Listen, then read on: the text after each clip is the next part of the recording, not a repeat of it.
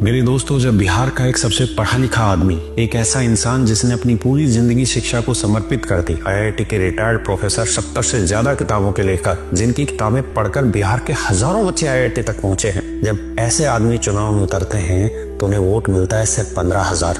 और उधर जीत किसकी होती है? ऐसे उम्मीदवार की जिनके 2 MMS वायरल हो चुके थे, फिर भी उन्हें 1 लाख से भी ज्यादा वोट मिलते हैं। और सोचिए, जब हमारे नेता ऐसे होंगे तो बिहार में स्कूल कौन बनवाएगा, हॉस्पिटल कौन सुधारेगा, सड़क किसे याद आएगी? लोग कह रहे हैं ये प्रशांत किशोर की हार है। नहीं भैया, ये बिहार की हार है। ये हार है उस सोच की जो जाति के नाम पर वोट देने की सोच के खिलाफ होते हैं। जब कोई नेता शिक्षा की बात करता है, जब डेवलपमेंट की बात करता है, जब माइग्रेशन कम करने की बात करता है, तो बिहार की जनता उसे 1 सीट भी नहीं देती है। और सच तो ये है कि बिहार को भी डेवलपमेंट की जरूरत महसूस ही नहीं होती, क्योंकि वोट के टाइम पर 10,000 मिल जाते हैं, दारू मिल जाती है, 5 किलो राशन मिल जाता है, वोट बिक जाता है। जिस इंसान का दिन गटर के किनारे पीकर गुजर जाता है, उसे शिक्षा की क्या समझ, उसे अच्छे हॉस्पिटल की क्या जरूरत है, उसे कौन सी चौड़ी सड़कें चाहिए? और सबसे बड़ा सच, सरकार चाहती भी नहीं कि बिहार डेवलप हो, क्योंकि सबसे सस्ता मजदूर, सबसे आसान लेबर बिहार से ही मिलता है। अगर बिहार तरक्की कर लेगा तो ये सस्ता लेबर कहाँ से आएगा? इसलिए अगर आज बिहार पिछड़ा है तो उसकी सबसे बड़ी वजह बाहर वाला नहीं है, आप खुद है। और जो लोग वोट को 10,000 रुपया राशन में बेच देते हैं, वो सच में गटर से बाहर आना ही नहीं चाहते। बिहार 5 साल और पीछे चला गया